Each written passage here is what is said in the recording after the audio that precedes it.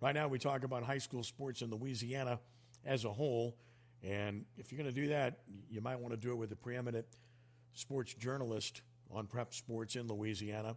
Immense respect for and friends with Robin Fambrough of The Advocate, who joins us now. Robin, listen, thanks for the time, and I hope you're well in these unusual times. Oh, doing great, and thanks for the tremendous buildup. I'm not really sure I deserve all of that, but thank you, and be willing to answer and talk about anything you want to talk about.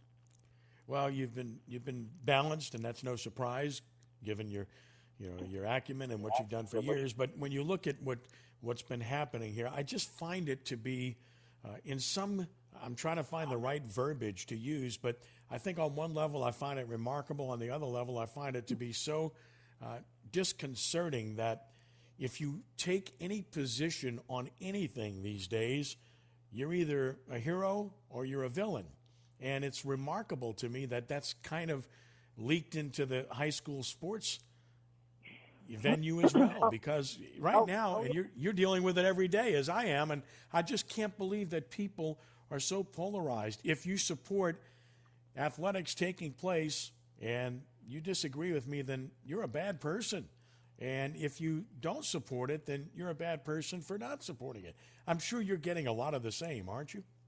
Oh, absolutely, absolutely. I mean, I told somebody, I guess it was sometime in June, I had a morning where I fielded emails from a person who called me a racist, a person who called me disingenuous, and another one who called me untruthful. So, and it's all about just, like you say, you try to play it down the middle. What else are you going to do? Because everybody's got a point of view in this. And this isn't just a sports thing. This is a world thing. This is a U.S. thing. This is big, and sports should happen safely. But the big thing is, how do we get there? And that's still what we're looking for. We're still hoping we get there. Right, and hope is a good thing.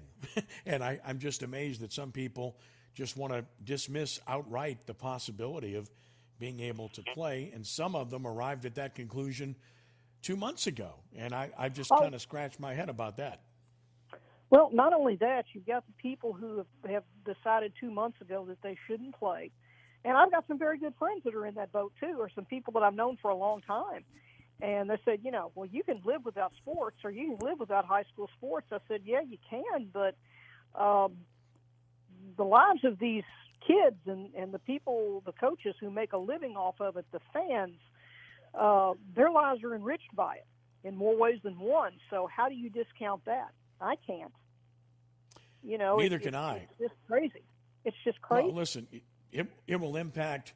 It already has impacted my living, and I'm sure it's impacted the living you're involved in, because there's so many people that can't work right now in our industry, and we've seen that across the board.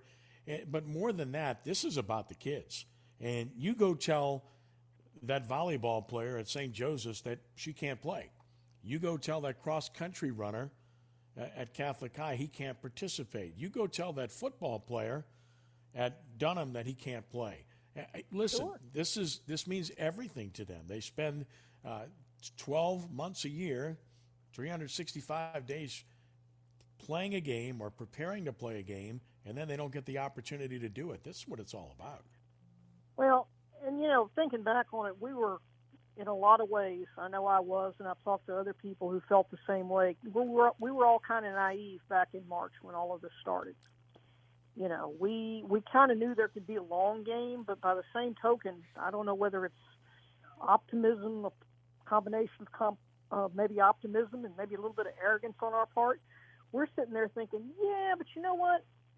We do what we're supposed to do for a couple of months, and we'll be back. We'll be able to have some sort of a spring. Maybe it's not what we, originally planned, but yeah, we'll be back. And, you're sitting there and you're counting down the weeks and the days, and I knew in my head, and I know you did too, that there was no way we were going to play. And just that realization of, wow, what did we just do? What just happened here? And you couple that in with everything happening in society. One of the best things that sports does for us even though a lot of people want to complain about their losing teams and whatever, they provide a lot of joy for us and a lot of happiness and a lot of outlets for things that are negative in our lives. And that's one of the big things we've been missing. And that's the big thing for these kids, too. And, I mean, if you're talking about, a small percentage, what is it, less than 5% go on to play beyond the high school level in some cases. For some of these, you're talking about a career-ending thing. And I don't take that lightly. Robin Fambrough with us from The Advocate. Couldn't agree more on that front. And yet every day we wait patiently, sometimes impatiently. We listen to all the commentary. And the thing that has, I guess, impressed me the most is the way the LHSAA has handled this situation. And they're a whipping boy or a whipping girl for everybody at times, because I'd hate to be in that position running that organization. You can't make people happy no matter what you do. And yet I think they've done all the right things here. They have never said that we're going to play, this is happening. What they've said all along is they're going to do everything they can to do so. And they've deferred every step of the way and waited for the data and the science to dictate before making a final and solid decision. And it's all because of the student athletes. And as I said before, that's what this is all about in the first place. Take the money out of it for budgets. And in my opinion, I've said all along that I think they've handled this situation very well. Oh, yeah, they absolutely, I think they've done the best they can. And, yes, it was frustrating over the last few weeks waiting for, when are you going to come up with dates for us as you watched other states do what they did. But part of the issue there is a lot of those states, either they didn't have a phased approach to reopening. Some of them don't. Georgia's one of them. And I talked to their executive director, and he's a very nice gentleman. Or their phases are different than ours. So you can't really look at it and say, hey, Texas is doing this or this one's doing that. It's just not an all or none thing. And I mean, I sat on the Zoom that they did for the NFHS last week, and I mean, there's a lot that goes into it.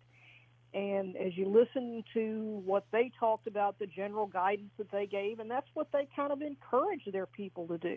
Because up to 2 weeks ago, 2 weeks ago today, I think was when I did that, there were 27 states that still hadn't decided what they were going to do in the fall. And, they were all waiting, which is kind of what the model was, to wait and just kind of see what happens.